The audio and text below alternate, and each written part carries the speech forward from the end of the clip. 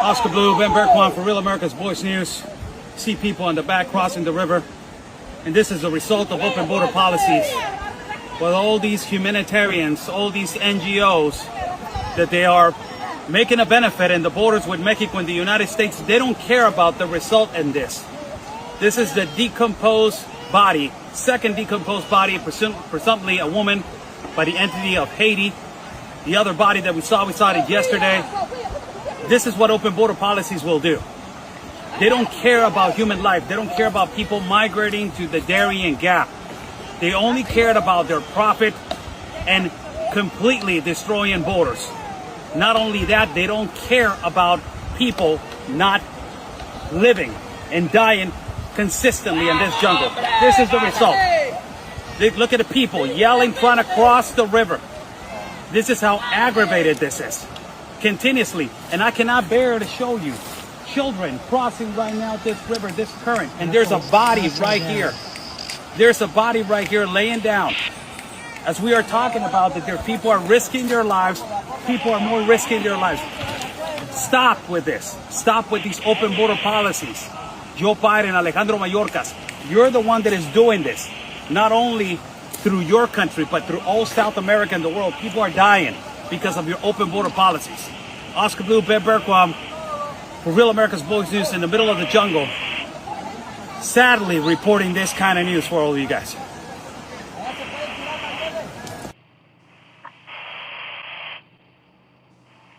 While mainstream media is not reporting about Venezuela, con Oscar el Blue.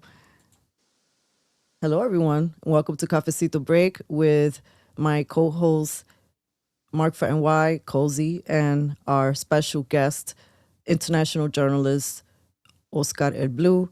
At this time, I'd like to welcome everyone and ask everyone to please like, share, comment. This is an important show. We're going to be breaking some news. Oscar Blue is going to be breaking some news shortly. But first, I want to pass it on to Mark for NY for a brief introduction. Hello, fellow freedom-loving Americans. Welcome to the New York Freedom Fighters podcast. Saturday morning, we all woke up to some crazy news. We saw the bombings on whatever news station you were watching or on your social media. And of course, the people with TDS jump in arms and consider Trump a warmonger. A lot of misinformation out there, a lot of people who are inconsiderate of how this actually benefits the people of Venezuela. There's a lot of layers to cover. Oscar is a journalist who was our special guest here, one of the real journalists out there, not the fake news who reads off of a script. He actually puts himself out there on the front lines, and it's going to be a very incredible episode today. So make sure you like, share, and tell everyone to do the same. So with that being said, I'll pass it over to Cozy before we head over to our special guest. What's going on, everybody? I'm excited to finally meet Oscar Blue. I've been watching some of his videos and some of his updates.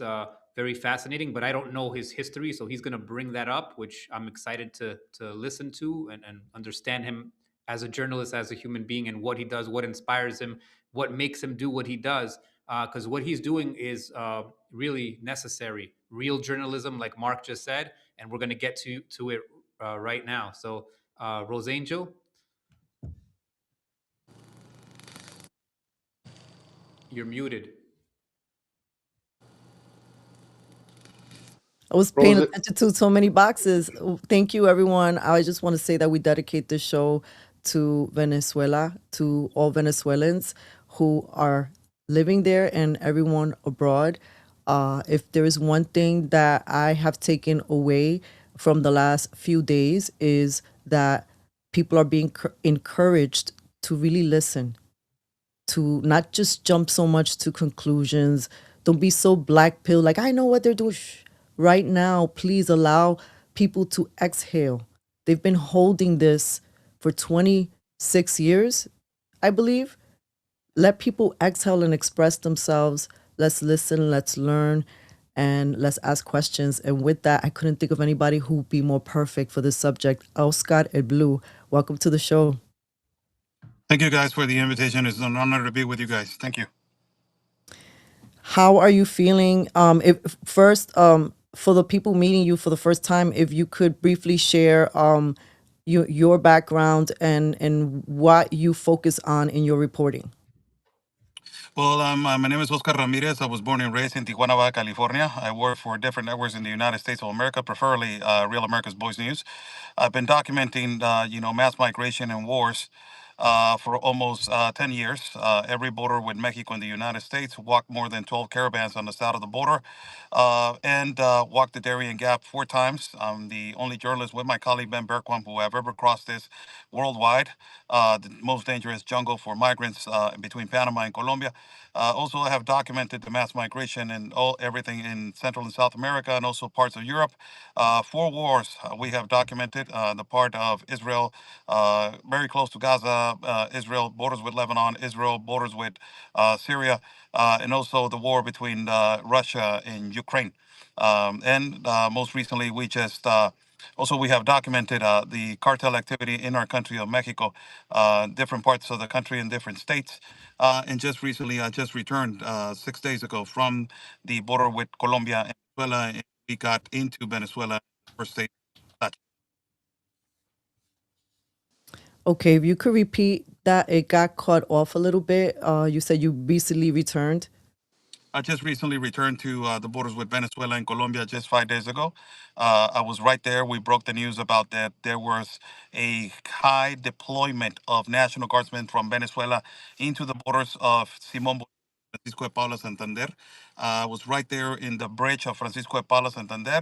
The National Guard from Venezuela sent a motorcycle collective guy to threaten my life. He told me that if I did not stop recording, they will send a collective group to push me into Venezuela to hold me captive, which they are doing right now. Every journalist, they are arresting him and they are detaining them as we speak right now. Diosdado Cabello, that is the one that is also the executed hand for, Nicolas Maduro. He's right now punishing their own people, restricting access for food, restricting access for internet, cutting the electricity.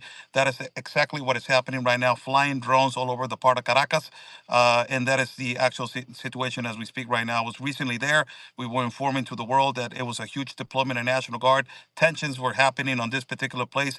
Venezuelans were excited that something was happening. Recently, Donald Trump designated every single entity and every narco-terrorists not speak on camera. They're afraid. Already, the authorities inside of Venezuela and also National Guard and the National Guard Bolivariana has told the country if they go out and celebrate the extraction of Nicolas Maduro or if they celebrate in whatever social media, they will persecute them as treason and terrorism in their country, and that will lead up to 15 to 30 years in prison. That is the current situation at this particular border. I was ready to return, but we stopped ourselves due to the circumstances of the kidnapping that is occurring right now towards journalists inside of Venezuela. Wow. You've had numerous history with the near-death experiences, and it seems like you keep going no matter is there ever a point where you feel like you almost died, you got away with your life, maybe I need to stop this, or what goes on through your mind in instances like that? Well, I have a son, and he's 10 years old. The last time I was about to stop, there was around 6 months ago a two-armed man tried to get into the gated community, and they were directing to my house. That really was sounded the alarm. I had to, call a couple of friends of the authorities to basically that we know over here to investigate what it was going on. That was the last call that I was like, you know what, I think that I'm gonna leave this alone for a little while. But every time I encourage myself to do better, to guide myself better, to pray to God. I'm a huge believer and a huge follower of Jesus. Since I started covering wars, I started surrounding myself with former Rangers, former Marines, former people that they went to wars, and all of them they're huge believers in Jesus. So I started surrounding myself with these people, and with that in my head, I feel that I can be going through several different places, dangerous places, and expose what is the reality of this, what is going on. We have gotten ourselves in different difficult situations, but we managed ourselves to get out of it. Yeah, God will definitely give you the courage. Now, you've witnessed a lot of people coming from Venezuela, eventually crossing the Mexico border, and I'm sure you've heard a lot of horror stories on why they're coming through.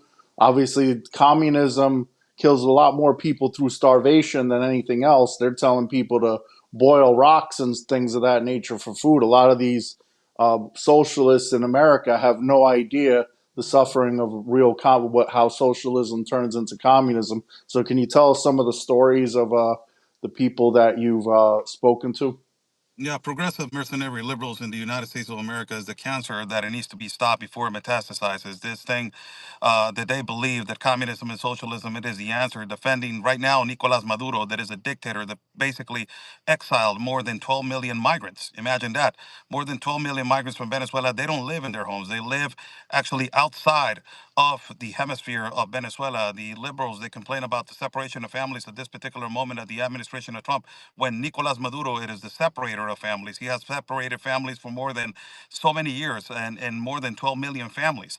I walk with really good people of Venezuela, really good people, doctors, lawyers, engineers in the middle of the jungle, carried children that they were drowning, saw decomposed bodies, people being, people dying in the middle of the jungle, drowning, women being raped by the cartel del Clan del Golfo, that was the executed cartel that it was operating on the part of Colombia.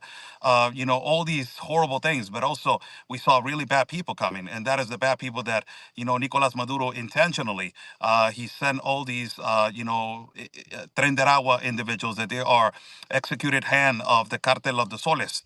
They work hand in hand with the Cartel of the Soles, the designated domestic terrorist organization. These people, they came in charge of smuggling their own people, taxing their own people, threatening their own people in Venezuela, and basically kidnapping also their own people in Venezuela. And they were in charge of the whole trafficking all the way to Mexico. It's a horrible journey. Horrible journey. I have done it all the way from the exit of the bridge of Simón Bolívar in Cúcuta. That is the bridge that connects to Venezuela, all the way crossing to the Darien Gap and all the way to the borders of Mexico, the United States, and walked on. And eventually, that trip, I walked on a caravan, continuously. So I did the whole trip. I was more than 23 days doing that route. So we know that there's bad people that they came in, a lot of bad people, and in the Darien Gap, it was not only Venezuelans, it was all parts of people. I interviewed people from Afghanistan that they were former pilots for the military and they were working for the Afghan army and they had to leave because of the Taliban. I interviewed people from Somalia, from Yemen, from Iran, from Pakistan, from Bangladesh, from Vietnam, from Nepal, from all parts of the Nigeria, Congo, Burkina Faso, Uzbekistan, Kazakhstan, man, all parts of the world. But the majority that they were flooding through, this particular place, it was the majority Venezuelans. Thank you for that. I have plenty of questions, but I don't want to hog up. I know Cozy and Cafecito have some questions, so I'll pass it over to Cozy. And then I have a few more later on. Yeah, man. I'm just. Can you hear me? Yeah, Yes. I'm just fascinating, man. This is a lot of information you threw out, and I don't know where to start. But what is your message to Americans here, right? That are saying, that we have the liberals saying basically, he's a dictator. Not sorry. He's basically like, this is not good that Trump is doing this, and like, what do you say to that? Well, the responsibility is not going to be only by, Americans. Americans didn't ask for this problem. It is going to be by the Venezuelans that they live actually in New York, that they live actually majority that they live in Denver, that they live in Boston. Toda la gente venezolana es su responsabilidad.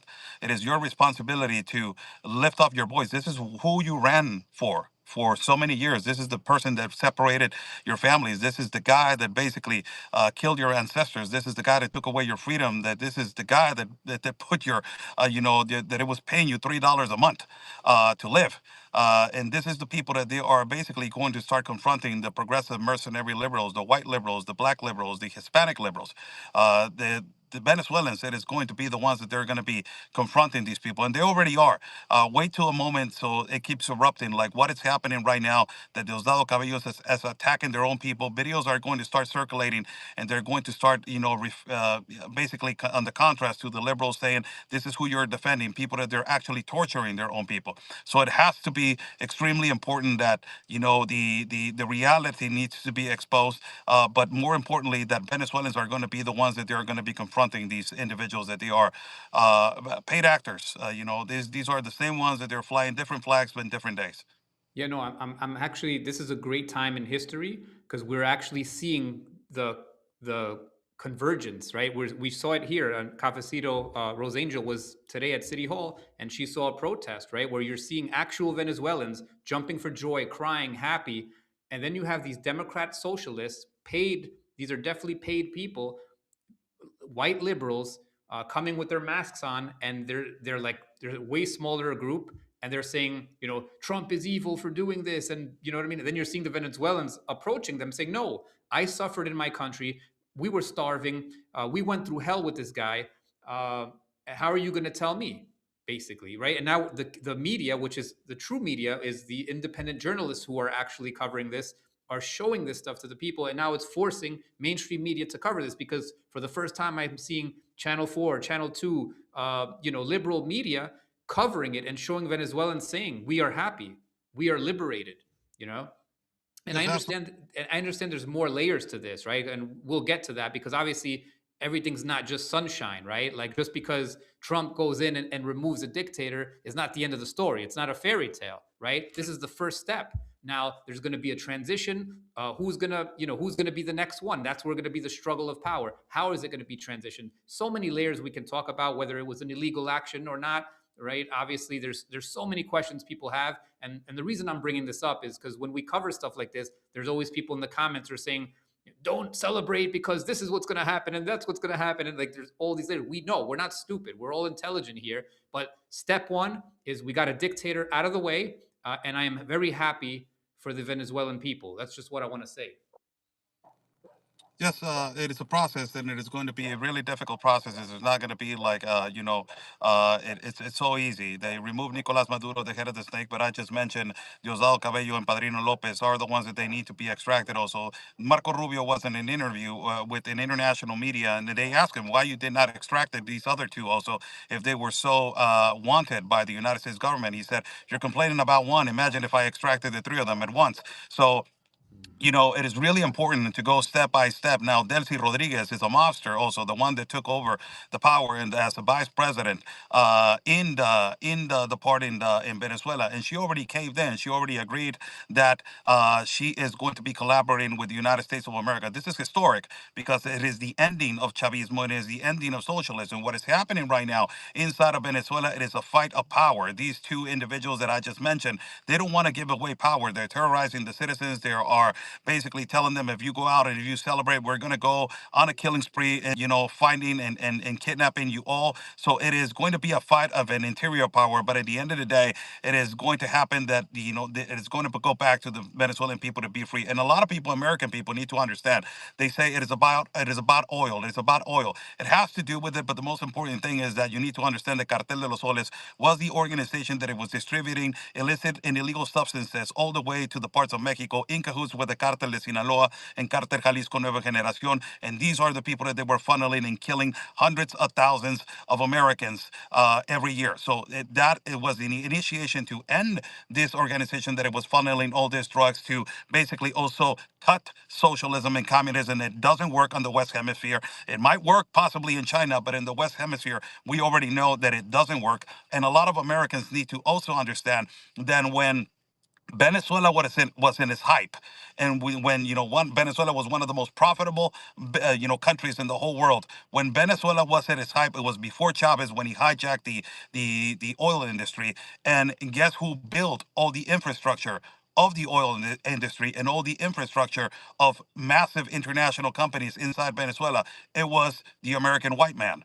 So by bringing again that ideology and understanding that for 25 years they're complaining, these progressive liberals, that Donald Trump wants to go in there for the oil. What happened to the 25 years that Iran has been stealing oil from Venezuela? Russia has been stealing oil from Venezuela. China has been stealing oil from Venezuela. Hugo Chavez gave hundreds of thousands and millions of barrels to Ecuador and Evo Morales in Bolivia, and also giving out oil to Cuba. Nothing has profited and positive for the Venezuelan people under these four countries that they have been extracting oil without giving them nothing in exchange. So now the United States of America has a glorious opportunity to exchange, to create international commerce, to extend, and to end socialism and this narco terrorism that existed in South America and Central America.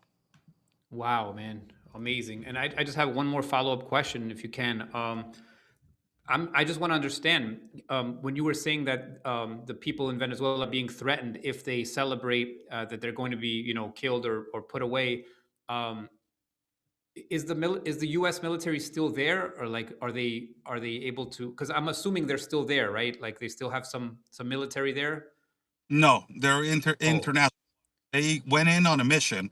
Delta Force went in on a mission to extract only Nicolas Maduro. The way that okay. Nicolas living in a fortress. He was living like in a safety box and inside of the in the governmental palace. He had several bunkers that he had as a security. This is why a lot of the Venezuelan people, when I went there 5 to 6 days ago, they were telling me something is about to happen. We feel that something is about to happen. The authorities are acting unnormal. Something is about to happen, and this happened. So it was a really difficult mission. Apparently, they practiced the forces in the intelligence forces of the United States. They were practicing outside of Puerto Rico in international waters how to get in, how to extract them, how to destroy this box that he was in, this metal box in this really difficult room that he was in. And when they did the attack and they were going in, apparently Nicolas Maduro and his wife wanted to go to another, bunker, and they immediately stopped in there and they arrested them. That was the way. So it was a get in, get out situation. The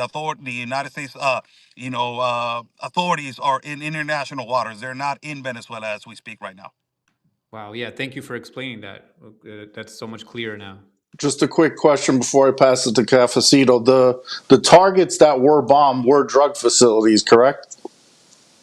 No, it was before. The, and You're cutting in and out a little bit. Can you hear me there? Yeah. Okay, there was an explosion about in the 24th of December. That is the one that you're talking about. That it was targeted. It was a company by the name of Prima Sol. Prima Sol was located in the part of Maracaibo, really close to the dock areas, where they're actually loading and offloading these boats with illicit substances. Prima Sol already came out with a statement to say it was an explosion, it was not a target, and it was not, how the social media it is pretending and portraying to say. But, the Nicolas Maduro did not come out with statements saying the opposite. Diosdado Cabello also ni Padrino nor Padrino Lopez, which make everybody understood that yes, it was a drug facility, that it was releasing this illegal and illicit substances. This is a copy paste of what the American government has done in the Mexican government. The Mexican government also has been exposed. The Department of Treasury exposed more than 12 companies that they were in cahoots with the Cartel of Sinaloa, with the fraction of Los Chapitos, releasing also illegal substances to them so they can traffic and make synthetic drugs also into the United States of America. So it was 100% sure that that company was, releasing illegal substances. Now, where the extraction happened, it was in the military base. It was where he was living in the military base, and that's why 32 military men were killed by the attack of the United States of America to extract Nicolas Maduro. And by the way, these 32 men were from Cuba. They were not from Venezuela. This is how infiltrated the Cuban intelligence and the Castrismo was inside of Venezuela. Wow. I'll pass it to Cafecito, but I know. Do you see why I was excited about Oscar? Because he's a walking encyclopedia of knowledge. Oscar, I wanted to shed light from just briefly for what was happening in New York City, because obviously Maduro now is in a Brooklyn jail, which is, we're all from Brooklyn. It's really weird, right? The media, this is what's interesting, right? So I'm grateful that some of the mainstream media is covering this, but I was there today. I saw a whole bunch of press. I saw mainstream press more away from people and just documenting. I didn't really see mainstream press engage too much with the people when I was there. And even earlier in the day, I was around certain mainstream journalists and I said, hey, I'm going to go that way. None of them were interested in covering the Venezuelan protests. Why am I telling you this, mi gente? Stop believing mainstream news. And then you had, like Cozy mentioned, 2 or 3 people, a white woman seemed with a headscarf demanding for Maduro to be let go, while a Venezuelan man is standing next to me just shaking his head. He goes, they're not even from here. I don't understand what they're saying. It's like, you, as a witness, I'm seeing people like have almost dissociating now. For you, because you've been so close to this, because you know firsthand the liars that are mainstream media, you've been trying to break through with so many messages. The American people still today do not fully understand some of the horrors that you've witnessed, that we briefly sort of like shared in that opening video. If you could share what you want, what you can, and just how, Biden and the open borders and that pelea from Texas, and the governor of Texas sent the buses over, and this whole big mess, you're watching it play out and you're covering it as a Mexican journalist. From your point of view, please, what would you like to share with us? Well, I think the most, one thing led me to another thing. When I was covering the north borders that connect with the United States of America, it led me to walk caravans, and I walked 12 of them, and from there to ride on the, on, on the train of the Beast. That is, one of the most difficult trains that you ride from the Triangle of Central America, and that led me to the Darien Gap. I think that the Darien Gap was one of the most difficult experiences of my life. It marked my life. It completely changed my life. I think that out of the four, the third time it was a much difficult one. I contracted malaria. I was really sick with malaria inside of the Darien Gap. We carried so many children out. That was the time that I carried a 11-year-old that really marked my life from Venezuela. I carried him for more than 8 hours through multiple rivers and multiple, mountains and mudslides and difficult places where we were walking. And it was really, really difficult. And the body on that video that you see, I don't explain it, on the text, who was it? It was a message directed to the people that they're defending right now, Maduro, but the body was of a pregnant woman from Venezuela. She was 6 months pregnant. And we realized later on that she died with her baby inside. And I made a story about that it was the child that never knew love, only knew, suffering. And it's really difficult for to see all of this happening, to not understand what the Venezuelan people have gone through, what every situation that it was created by open border policies by Joe Biden, the globalist compact of immigration of the United Nations, every NGO making hundreds and thousands of millions of dollars out of the human necessity, making millions of dollars out of trafficking, knowing where the cartel was operating in open border gaps and where there was no wall, knowing that they were about to distribute children that were unaccompanied minors, making all these fake families, fake matrimonies, all these fake reunited of parents that they were not even parents of the children. All these situations, is overwhelming. And when you see this happening, the consequence of a dictator, the consequence of a narco terrorist that completely exiled millions of people out of their homes and make them walk through a jungle, and now you have these progressive mercenary liberals in the United States defending him, it is completely upsetting. It's until you don't experience what we have experienced, you will understand why sometimes I get so upset at these people. With that, Oscar, can you tell us, because you're living in Mexico, you've got the presidente that is also, is she like a official socialist? She's, she's, uh, Can Oh, you repeat that? We lost you. she's a socialist, yes. Really quick, Cafecito, just want to wrap up on Brooklyn free speech, and we're going to carry on with the live stream. and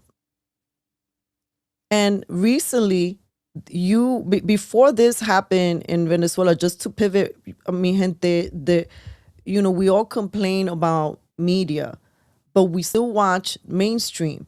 And then when we have opportunities to listen to a wealth of knowledge like we are right now, this is a treat. There should be millions of people listening to this right now, right? We activate the bochinche for other things. We make the people who have millions of people as a platform, they much rather share the bochinche element of this story, and they're not sharing the humanitarian aspect of it, the messages of Venezuela, and the people there. But recently, the whole, like, there's journalists who have gotten hurt in Mexico. No,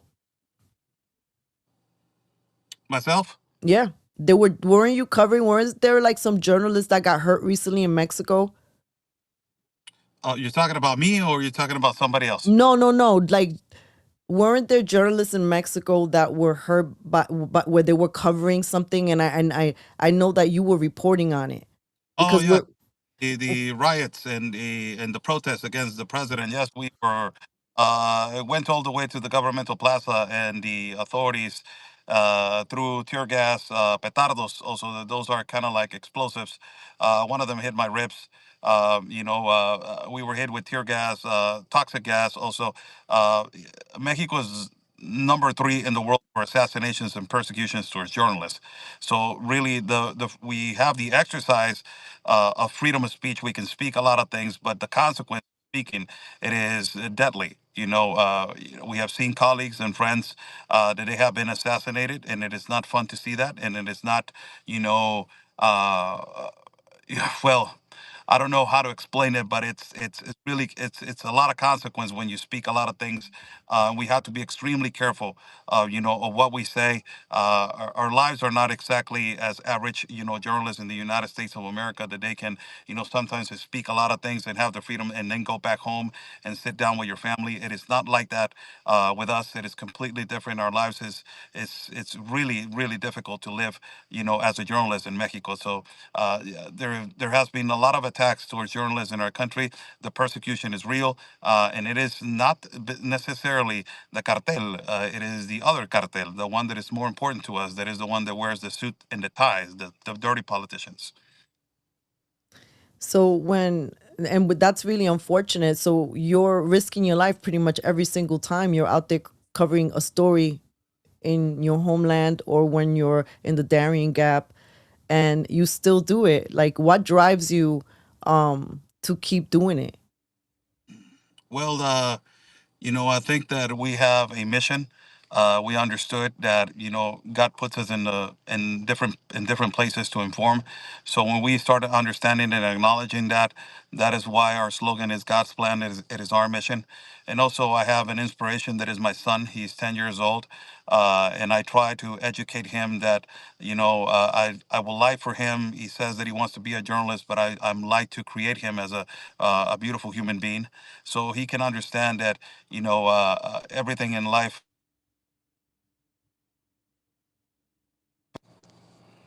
Apologize for that. That situations in life are completely different. So that's my main inspiration. My son. And another question, earlier today, when I had an opportunity to interview some of the Venezuelans who are in exile here in New York City, I asked them how their families were doing. Now, I have to make a confession, family. I am guilty of sharing what I thought was authentic Venezuelan celebrating videos. It was AI. From what I'm understanding, the Venezuelan people are not out there in the streets celebrating. How can they be if they're being looked for, right? I believe someone just recently posted that they were even randomly stopping people and checking their phones to see if there was any support on their social media for anything American. So when we say words have consequences, people standing up for this, the people's lives are on the line. Like, what does this mean, right? Because you have people, oh, they're celebrating, and then you have people, oh, it's just for oil. But as you said, this is far from over. There are still things to be concerned about. What is something that you hear the Venezuelans people would like to see for their I, homeland? I have to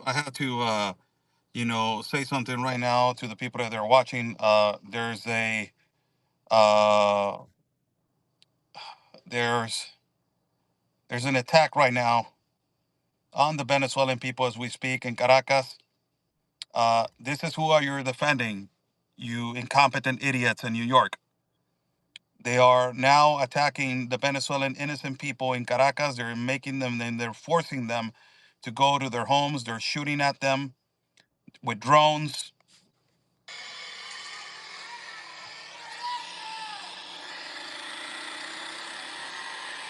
This is what they're doing right now. I don't know if you can see it on screen. It's a friend of mine that just sent me this video. It's, it's really upset. Wow. Actually, Back to, I think what Cafecito wanted to clarify is, was there celebrations in the beginning, or was everything AI? Or like, I mean, you're people are getting shot at now. Were people getting shot at the day of, or did you have any of that information? well, there was a huge, a small amount of people that went out and tried to do a celebration, but after that, immediately they were shut down. I'm talking about like 30 minutes after they went. The government went to the plaza that is Miraflores, and they immediately told everybody, you need to go home. Or some of them they got arrested. Um, and as I just mentioned, the HESIM, it is an organization, it is kind of like ICE, right? But in a bad way, in a really, really bad way, or a police department, ICE. And this ICE agency, it put out a statement. Let me put it right here on screen. Is this one? Put out a statement on social media and on their social media saying if somebody celebrates Nicolas Maduro extraction, or if somebody puts something on social media that it portrays to the celebration of Nicolas Maduro being extracted, they will be charged with terrorism and also with treason to their country. That will lead to 15 to 30 years in prison. That is the reason why nobody's out in the streets. It is on the contrary of what the liberals are saying, that nobody's out on the streets because they do not agree. They are stealing that and they are hijacking that information for their own benefit. It is because the government of Venezuela, it is pressuring the population as I'm speaking right now, what they're doing to them. Do you think there's going to be ramifications for the people that celebrated on the day of? You have facial recognition, like you have in other countries. They'll knock on somebody's door because of a social media post from a month ago. So, is this something that people are going to be arrested in the masses, or what do you think? This happened when there was the election, when the Nicolás Maduro stole the election from Edmundo González Urrutia and also Maria Corina Machado. They were going to the communities and they deployed the National Guardsmen and also authorities to be just standing randomly. And if they look at you and they see you differently, they will ask you for your mobile and they will search if you have in your phone some kind of a picture, some kind of a post. They will search your social media. They have a lot of intelligence on social media. They know how to track. They know how to pivot from tracking to just jacking your phone and basically extracting all your information. They have all of that. So I will not be surprised. This is the most aggravating situation that Venezuela has gone through in the possibly in 100 years. So I believe that there's going to be a lot of inconsistency right now and instability with peace right now. And you mentioned earlier, Venezuela used to be a thriving country before Chavez in the 90s. I believe Exxon was one of the companies that helped drill the oil over there, and it was a very thriving country. People lost their individual wealth. They seized property, they seized people's life savings. So, to the people in America that think that they're just going to get a farm and homestead and not worry about it. It's not going to be their problem. The government will seize your property if we turn into a communist country. So when we're electing people like our communist mayor Mamdani in New York, if that trend continues, that will happen in America. And the people of Cuba warn the people of Venezuela that that will happen. And have you? I'm sure you've heard stories of people losing their life savings. So can you elaborate on that? Yes, absolutely.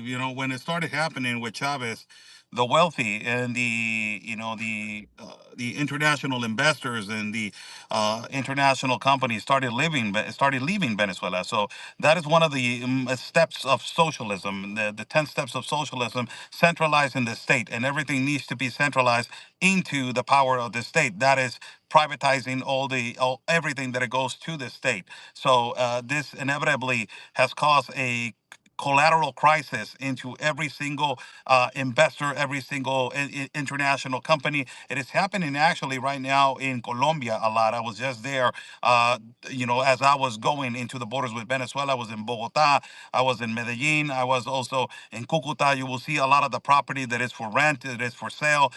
They cannot hold an economy like this. It is unaffordable, and it pushes the people to depend on the government. The whole point is to create a crisis so they will depend on social programs, that they will depend on the state. That is the main goal, that it will make on the mentality of the individual and of the citizen that I cannot afford this because jobs are not in these companies, these international companies are not paying me enough. So I need to depend on you. So that is the main goal. And, sadly, in some parts of the United States of America, you have elected officials that they believe in this ideology and that they believe that the model in the United States with social democracy, it is going to work.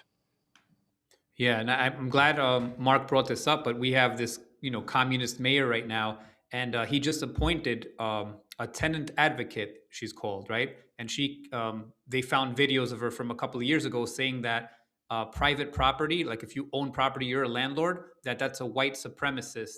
Like you're basically a white supremacist, and they're saying that she's saying that we should seize private property. Like she's all for that. This is a terrible trend. And the day Mamdani was sworn in, he literally said, we're going to like basically forget about the individual and we're going to focus on the collective, which is, straight Marxist talk.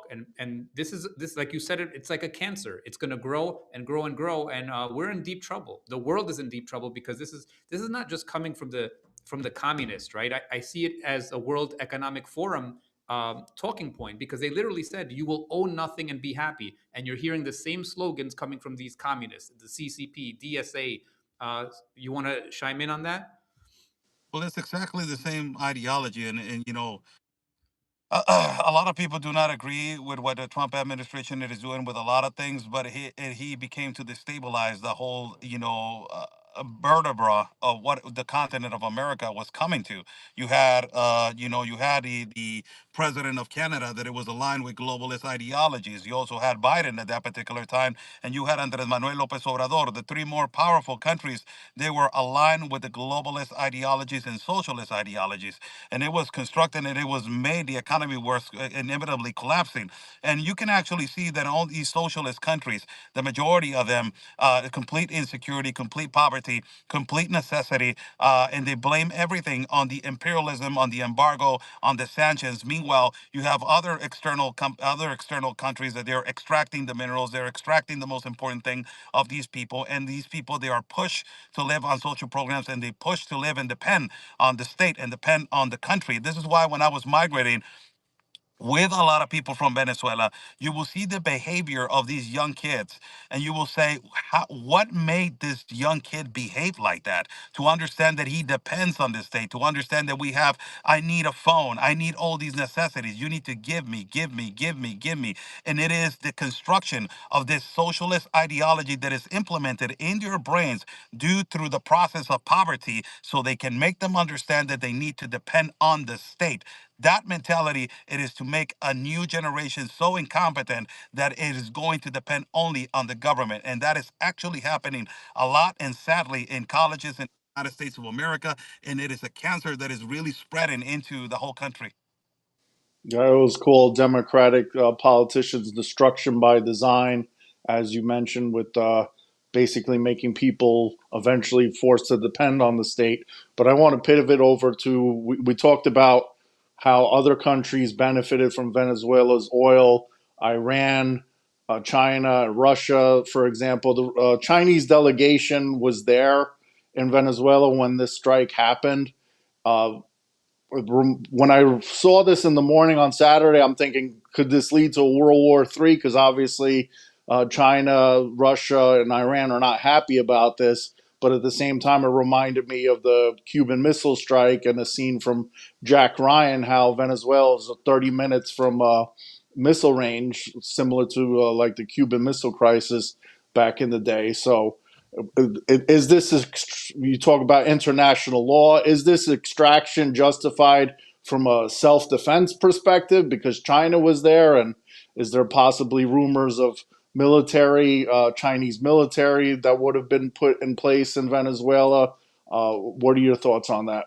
If you ask people that they have suffered narco terrorism in a narco state, all the way from Mexico and all the way down south to Argentina, they will tell you, where is the international human rights of every single citizen that has been attacked and has been taken their peace away by cartels?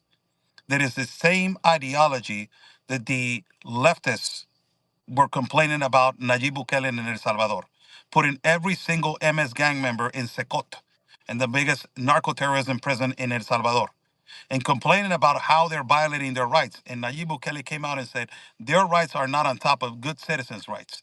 It is exactly the same of what happened today.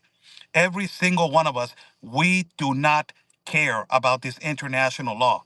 What we care is that this dictator, this narco terrorist, it is not killing citizens anymore. That is the most important thing.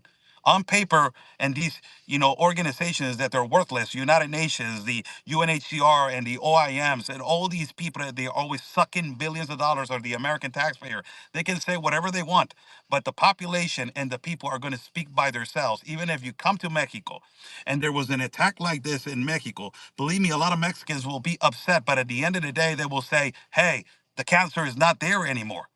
They eliminated the cancer." So it is eliminating the problem or continuing with the problem and letting the corruption continue and the bad government handle it.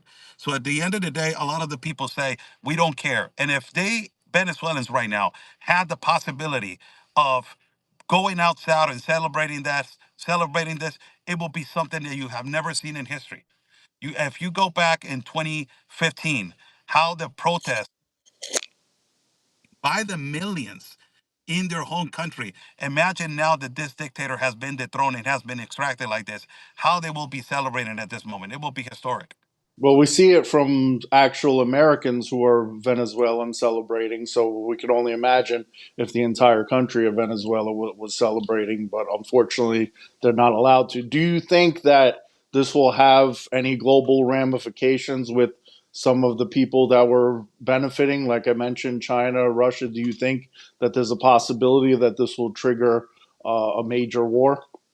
Well, I don't think that it can escalate into that point. But the thing is that what the United States is going to do now, because Venezuela was, as I was telling you, he was fueling oil to Iran, fueling oil to China, fueling oil to Russia, also fueling oil to Cuba. How the American government is going to pivot from here on? It is going to be the next question and the next riddle. Now, what I can tell you from the fractions that they are inside of Venezuela, like Hezbollah, that is operating in the coast, and also there's a huge community of Iranians. The speculation is that the Iranian communities are moving out sometimes, from neighborhoods now, and they're moving out from cities due to the fact that they know that there's going to be a possibility that there's going to be a persecution and actual arrest to these people that they have been critically involved. Now, there's also speculations of Russian military stations inside of Venezuela. So by now, you would have seen a statement, public statement of Vladimir Putin, also a public statement from the Ayatollah,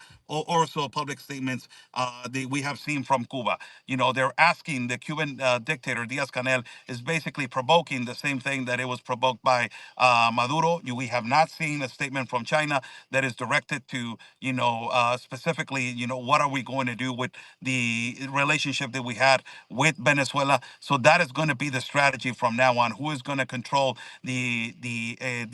basically the international relations when it comes to oil? Well, one last question before I pass it on to anyone else who might have some final questions. You have critics who say that Saddam Hussein was taken out in Iraq and the Iraqi people weren't better off. You're cutting kind of the head of the snake somewhat with Maduro, or it could be the head of a hydra which grows back, because you do have other aspects. The people aren't allowed to celebrate. It still seems like it's the people, they're far away from free, but do you feel pretty confident? It seems like you do, that this is a first step with the U.S. being involved and clearing out all the corruption and benefiting the people. I believe that is historic, and it is going to be a change for the whole continent of America. Completely different ball game. It's no puedes comparar aceite. You're cutting in and out. Can you hear me there? Yeah. It's completely different ballgame what happened in the Middle East with what is happening right now. The that they did in Iraq in comparison to what is happening right now in Venezuela. Completely different. You cannot mix oil with water. That is in the Middle East. This is Latin America, and it is completely different. The circumstances are completely different. The situation it is completely different. Why they did it is completely different, and it is a thing that it will be not only be supportive by the actual conservatives or the actual opposition. Let's not even call it conservatives. The opposition in Venezuela that they're hungry. There's not even a conservative or side in Venezuela. These are people that they're just hungry to live, and they will be supported by a lot of people along the continent. That what the United States did, it is a change that is possibly going to be by the good. I did have other things to talk to you about, but I'll pass it over to Cafecito, who's been waiting patiently. Thank you. And we don't want to take too much of your time. We have a lot of questions. And I wanted to ask you about Cuba. We're hearing Cuba a lot too in this situation. And we even heard a little murmuring of Donald Trump saying, oh, that Cuba might be next. And now I'm also hearing, the Bochinche hotline. Oh no, leave Cuba alone. Why is the United States just messing with everybody? Can you tell us just a little bit more how this webbing connects more to Cuba? Well, when it comes to this is the number one reason why the epicenter was Venezuela and the infiltration of del Castrismo and the progressive communists in Cuba infiltrated and took and hijacked the government of Venezuela. If you eliminate the number one head and you take the number one head and you extract all the information that is like Nicolas Maduro, you will know the actual negotiations that he had with Iran, that he had with China, that he had with Russia, and ultimately at the end of the day that he had with Cuba with Diaz Canel. Now this is the situation how Cuba is going to survive now that line of oil it is going to be more sanctioned or is going to be cut off. This is why Mexico has stepped into the plate. That Mexico has a lot to a lot that it can backfire. The president of Mexico, they have exposed more than 50 dirty politicians that they're in cahoots with the cartel. They have a lot of extracted information also by having the two drug lords, El Chapo Guzman and El Mayo Zambada, in American custody. The Mexican government, and in 2023, 2024, I think they gave more than 7 million barrels of oil to Cuba. So it is going to basically create you're going to suffocate all these dictators and make them understand that they need to sit down and negotiate for good and for the good of the country and the good of the people. Thank you. Before I pass it on to Cozy, I want to ask you, is there something we haven't thought about asking you that you think is important to convey at this time? No, well, I'm here to answer your questions. So Okay, Cozy. Yeah, man, I'm just taking in all the information. It was a lot you threw at us and a lot for me to research because I'm not that well versed with a lot of the Latin American politics. So thank you for throwing that in there. So I'm inspired to learn more about the inner workings. And it's true what you're saying about Cuba. I understand that, and it's good that you broke that down. The gas line and what's going to happen next, and these are all great questions that we're all like looking to see what will actually happen. So thank you for all this knowledge, man. We really appreciate everything that you're just doing, man. Keep it up. so much. Yes, it has been a long time of hard work and massively attacked. A lot of people want to, I will say it bluntly, a lot of people want to get me killed. But this is what we suffer the consequences of informing things that they're uncomfortable to several networks and to several situations of people. Yeah, man, your job is very important. By you doing what you're doing, you're shedding the light, right, in this darkness and where this corruption doesn't want to be seen, right? You're doing the spotlight, so you're helping humanity move forward. You are helping save these people. So you're a hero, my brother. And just from the little that I know about you, I respect what you're doing and keep it up. There's nothing to fear. You're on your mission, and it's all worth it. It's all worth it. Thank you so much. Yep. People say that they took an elected official out, but he wasn't rightfully elected. You touched on it briefly how they checked on the social media of citizens. Could you go over that 2024 election that was stolen? Not even the 2024 election. It was Nicolas Maduro as an illegitimate president. It was hit by the finger by Hugo Chavez. He was not elected by the people. He was pointed by the finger by Hugo Chavez. And this guy was not even, the speculation is that he's not even Venezuelan. He was born in Cucuta, Colombia, the border with Venezuela. And now this next election, that Smart Tonic, I think it is the name of the machines, the voting machines, and that is another conspiracy that it's going to be a remarkable extraction of information. The voting machines that they are created and they are made in Venezuela, those are the same voting machines that they have been corruptibly expand to Central American countries and also into places like Mexico, where they have been, corruptibly known that they work in favor of several political parties. These voting machines have been speculated. So speculation is not an affirmative statement that they were infiltrated in the elections of 2020 when Donald Trump was becoming to be, running against Joe Biden. Also, these voting machines, they were also sold in local elections in Los Angeles, and that is actually confirmed. So, he has never been an elected president. By the way, if people call him a president, you're incompetent. He's not a president. Get this on your head. He is a narco terrorista. He is a narco terrorist. He's not even a dictator. He's worse than that. He is a criminal.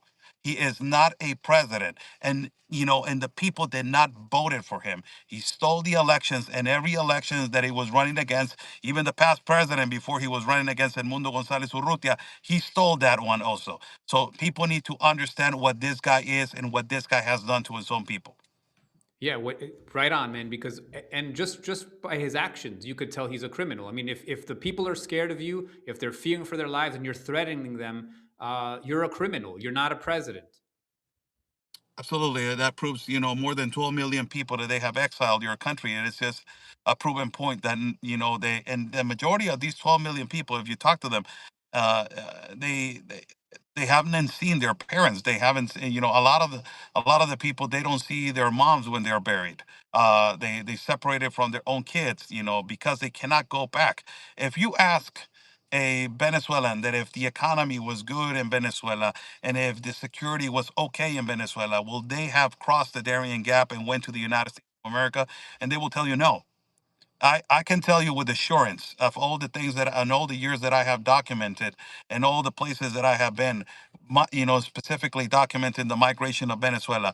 If this it is constructed for people to come back home, you will see that bridge that I saw thousands leaving. You will see it with millions coming back, and that is a guarantee. A lot of the people are going to go back to their country. Some of them told me that today when I was interviewing them, and they explained to me that it was layered, that they were feeling the relief of knowing that he was extracted and just down the block from where we were. And they were emotional. I mean, definitely with deep angst to go back to their home.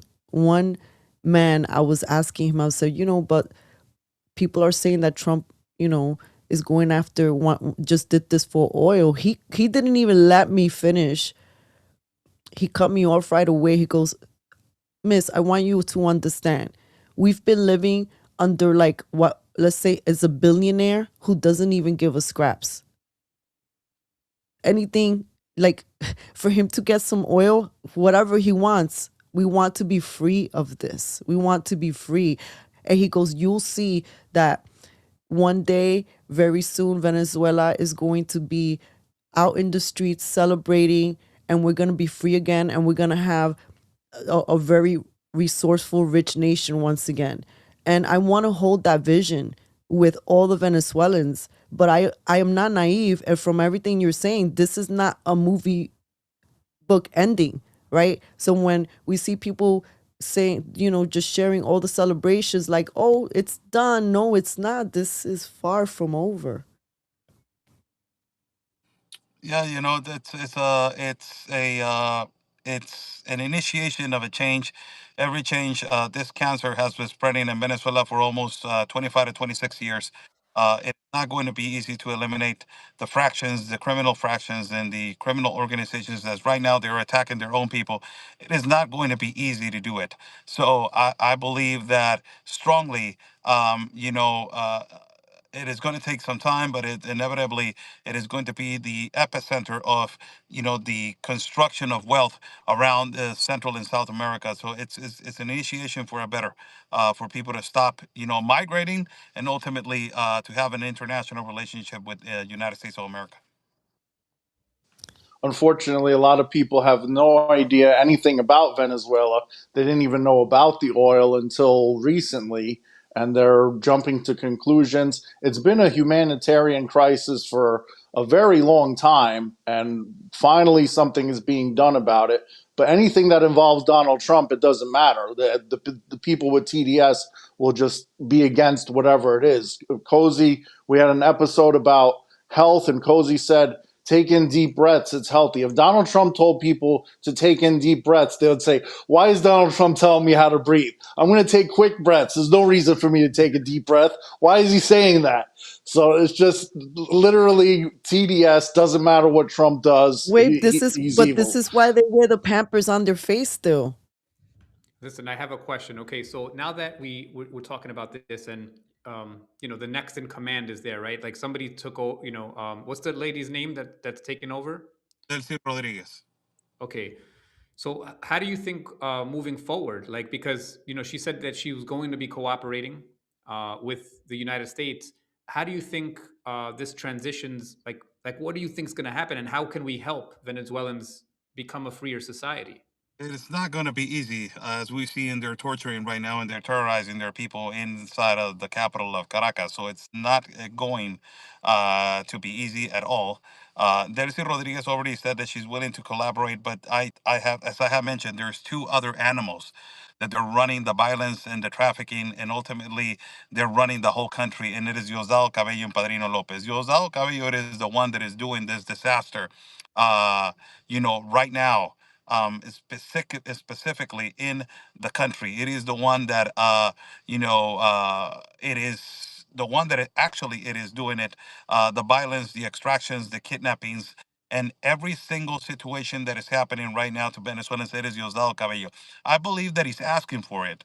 He's provoking the United States to come. He's provoking the United States so they can be held at a trap, possibly, or he's provoking the United States so they can see what he can do. But I think the United States has a lot of intelligence, way more intelligence than they believe, and he's the one that is, with more animosity in terms to releasing the power and saying, okay, here I am. If you want to extract me to the United States of America, here I am. It's not going to be easy. That guy is the one that is extremely difficult, and it is going to be hard. Yeah, because I'm thinking to myself, if Trump, the Trump administration had the balls to go in and do what they did, they must know something. It's like a chess game, right? Like it's like they came in and took him out. They're not going to just do that and think that everything's going to be okay. It's probably like the first step in extracting him, and then they're waiting to see what will happen. Uh, I'm not encouraging. I don't know what to say because I don't know. In this, there's so much to talk about, so many things to think about. I don't know what the right thing to do at this point is. Right? Let's just hope for the best and just pray that the Venezuelans are taken care of and they are completely free. That's all. That's all I want for them. Well, Maduro had an FAFO moment where he threatened Trump and said, hurry up, coward. So I think the message was sent that they'll extract whoever they need to, I believe. What do you think, Oscar? Or do you think that encourages others to comply with what the U.S. wants, or what do you think? And it's already a reality that they're going to extract Diosdado Cabello and Padrino Lopez. They're already on the list. For Diosdado Cabello, I think they're asking $15 million as a bounty, and Padrino Lopez also $15 million. So, they're already on the list. There's no negotiation with them. And Donald Trump and Marco Rubio specifically, they are not negotiating with terrorists. And when they say, I'm coming for you, and this is what I did, I can do it again, they're going to do it, and they're going to do it better. So I believe believe that, it's a question of time for to Diosdado Cabello to be extracted, also to Padrino Lopez to be extracted, and for these people to understand we're not playing around. You have caused a lot of harm, not only to the continent but also to us, and this is the consequence of you creating this harm and funneling all these drugs and funneling Tren de Aragua and funneling criminals into our country and into our border. So I think that the consequences it is. It is going to be, extremely hard on these people. Let them make their point right now that they are not going to release power. We understand. I understand what he's doing. He's getting desperate. He's angry. He feels that he doesn't have. He wants to show to the population that he still has the power. That he's still the rebel. That he still can do whatever he wants. And at this particular point, it is this last days that they're counted. Speaking of time, you've been very generous with yours. We normally do a 1 hour episode. Sometimes we go into overtime. It's a very important topic, and you're a very knowledgeable person on it. So I'm not sure if you're strapped for time or anything, or if you're willing to answer a few more questions. Or Just a couple of more, and I have to go because I have an appointment with a family member. okay, so anyone else have anything else to add, or we're just running into final thoughts, Cafecito? Well, Oscar, would you want to do a brief message in Spanish that we could like cut separately and share with the Spanish speaking community? And, te pregunto oficialmente, Oscar, ¿cómo está? Por favor, si puedes comunicar un mensaje con la gente de lo que está pasando en Venezuela. Gracias. Claro que sí, con todo gusto. Saludos a todos, ¿qué tal? Es un placer saludarlos desde Tijuana, Baja California. Como mexicano, lo que les puedo decir después de haber documentado la crisis migratoria dentro de la selva del Darién 4 veces y ver a todos nuestros hermanos venezolanos morir, sufrir de una crisis humanitaria infrahumana de ni llamarlo dictador, es un narcoterrorista. El día de hoy, hermanos venezolanos, lo que les pido desde México es de que levanten la voz, no tienen que quedarse callados. Hay un grupo de mercenarios progresistas, liberales, de todo tipo de colores en los Estados Unidos, utilizando su vulnerabilidad y utilizando este movimiento para causar daño y políticamente utilizarlos ustedes para su narrativa política. Es hora de que ustedes levanten la voz donde ustedes sí pueden levantar la voz, que es dentro de los Estados Unidos, no como sus familiares que están sufriendo esta opresión por el maldito desgraciado Dado Cabello y también de Padrino López. La esperanza, acuerdan de que ustedes siempre hablaban de la fe, estaban ustedes en un túnel negro, había una luz y ahora ya tienen y ustedes siempre han sido personas de fe. Entonces hay que basarnos en eso, hay que creer en eso y hay que la fe puede mover montañas porque, ¿qué saben qué? Acaban de mover una gran montaña y ese desgraciado ya está bajo las rejas y la justicia es que levanten la voz, únanse todos ustedes por el bien de sus familias y hagan el trabajo de Dios que es luchar en contra del mal. Gracias, Oscar. Eso era Oscar el Blue. Oscar, thank you so much for your time. We hope that you can join us again soon. And anytime that you have an update, please, we're going to be pendiente. Can you share one last thing? If people want to donate to you, to your efforts, because you're always traveling and, these operations, there's always a lot of costs involved.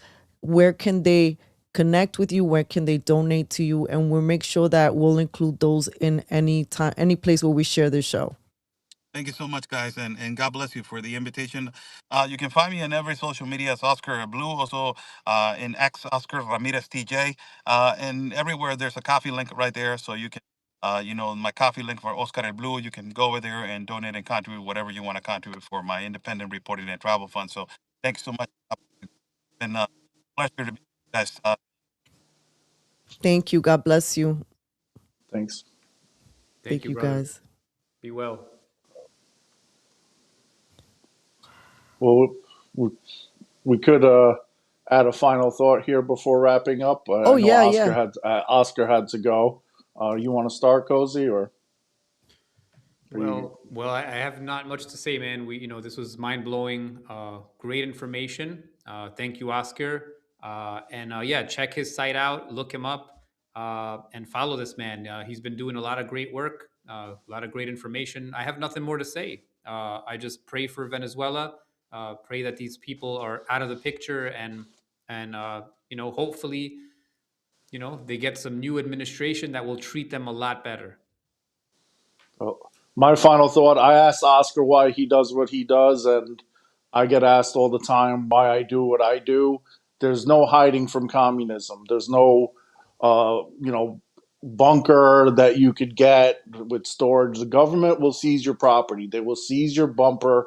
They will seize your prepper supplies, your guns, your food and everything. You could say out of my cold dead hands, but that's exactly what will happen. It will be out of your cold dead hands if you try to take your gun against a military that's invading. And you could start a community, and this community could be all, loaded up with guns, and all it takes is a drone strike on your bunker or your homestead if you're setting up. There's nowhere to hide from communism. So when I say what I continue doing what I do, I don't want to go and focus on money and accumulating riches and being wealthy and say it's not my problem just to see the government seize everything. Because that's what's going to happen. If you worry about yourself, if everyone worries about themselves, then everyone is screwed.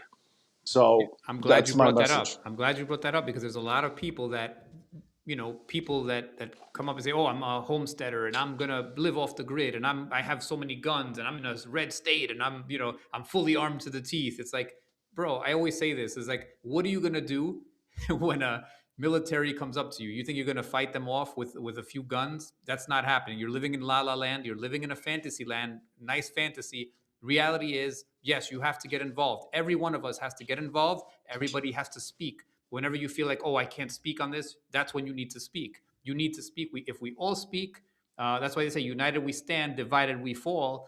There's so many variations of that, but we must stand together. You must speak out, even when you feel like, it's not a good time to speak out.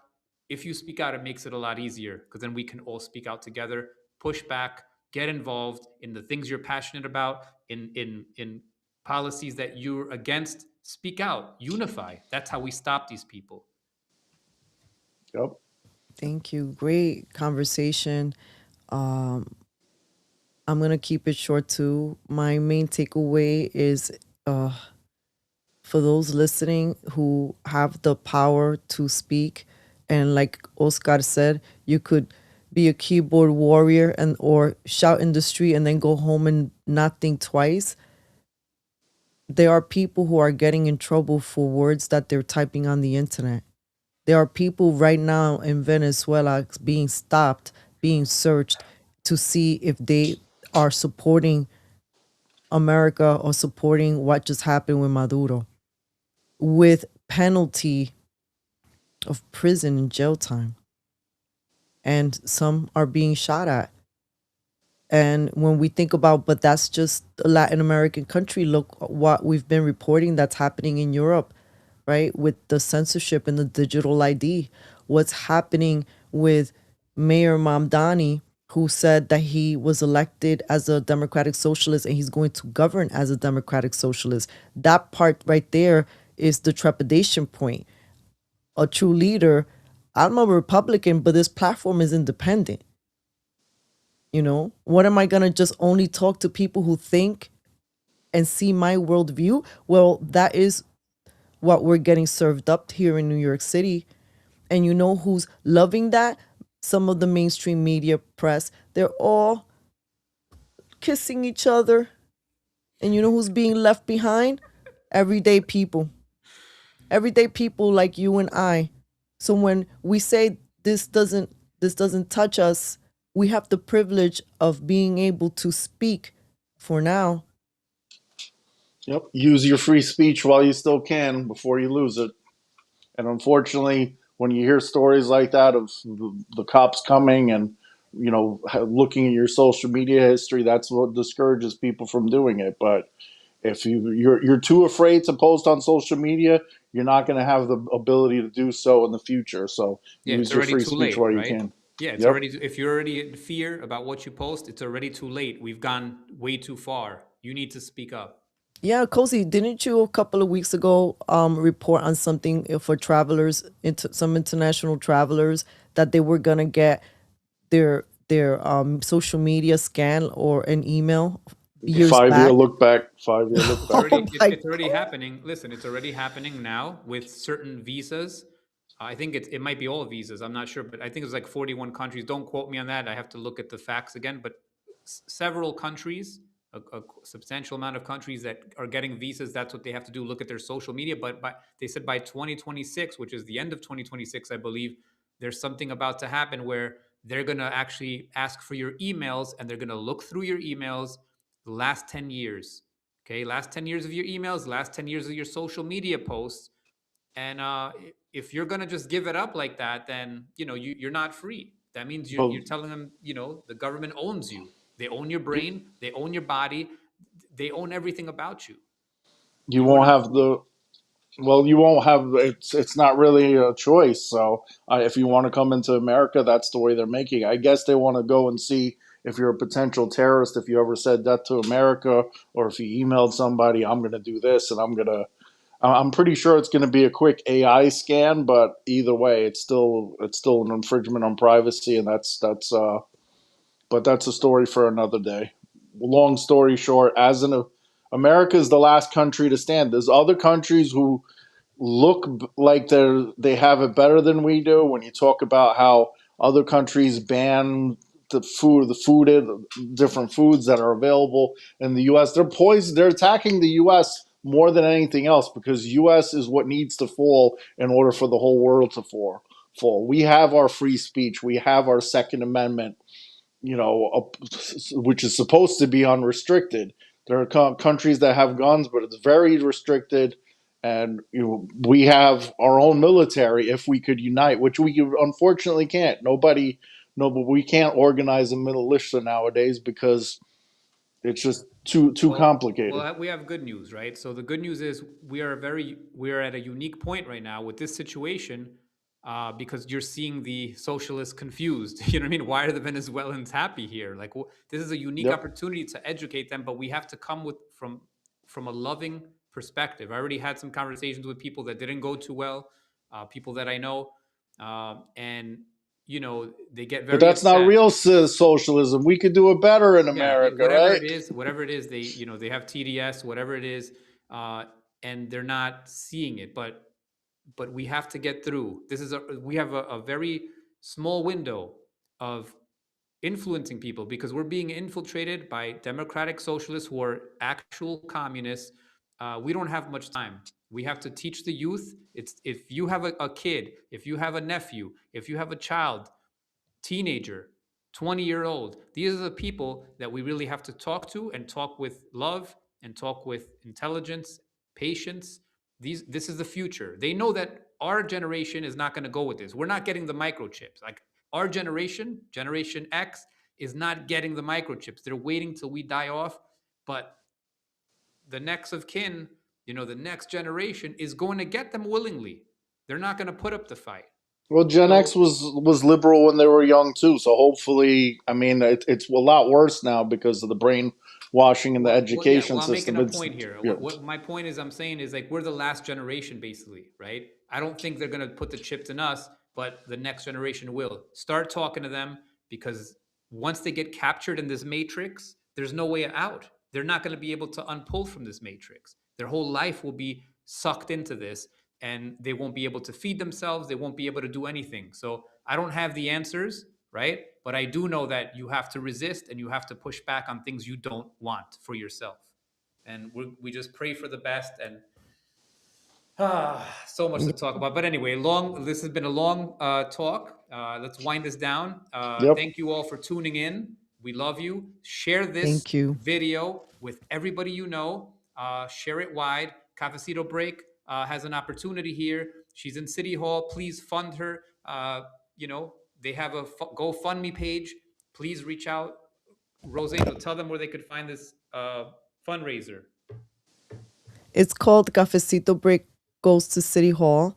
I'll post it on the links, but if you search GoFundMe and just type Cafecito, you'll see my sister and I's little face yeah, right at this moment, we have an opportunity to be able to report from City Hall, from inside City Hall, to maybe be close to the action. And why is this important? Because once again, we complain about mainstream media lying to us, but when we have opportunities to fund independent platforms like Cafecito Break, we've been around for 13 years, and our motto has been one community member at a time. Our focus has been people, not statistics. We're not chasing outrage, to try to get a viral video. We're trying to tell you a story. We're trying to report real stories from real people as they are living it, because no one can tell that better than the person who's experiencing it. And when we see all of these entitled people with maybe suits or degrees or PhDs, or maybe they're roaming in elite circles, or maybe they have a lot of money, or maybe they have celebrity access, and they're talking down to everyday people like you and I. They're exactly excluding us from the conversation, and they're excluding us from community things. Like there are things that are happening in our communities, decisions that get made, and these politicians are lying. They're not all of them, but a lot of them are the like, in terms of like some Democrats and a lot of the socialists, they don't listen to their constituents really. They only listen to they don't care because they know better than you. And this whole thing about seizing the means, and they equate private property with white supremacy, but anybody who owns property, this is where outrage culture loses the thread, and you have to investigate. We always tell people, if you're gonna talk about somebody you're opposing, you should know a little bit about what their language, what their jargon is. Any of us who, as my understanding is, that may own property, we are in that white supremacy because we are part of the private corporate model. So when you're running away and you're like, oh, Mandani's a white supremacist, you know what you're doing? You're hijacking the conversation. You're reducing it to emotions. And then you're also reducing it to black and white or color or racism or religion. This is so much bigger. You're missing what's really happening to the people. And this is why Cafecito Break, this is what drives us every day. So thank you guys for being here. And if you want to support Cafecito Break, go to City Hall, GoFundMe. I'll put the links too. More importantly, please support Oscar at Blue. We'll put those links too. He is an incredible international journalist. And also, please keep Venezuela and her people in prayer, and keep the leadership, people who are making leadership decisions, in prayer. We hate on them, but we want them to make wise decisions. even seemingly evil people, even seemingly evil people can make good decisions sometimes, right? So thank you, everyone. God bless you. And thank you for everyone who supported this. See you guys next week. Be well. Good night, everyone. Good night, everyone. Thanks for tuning in.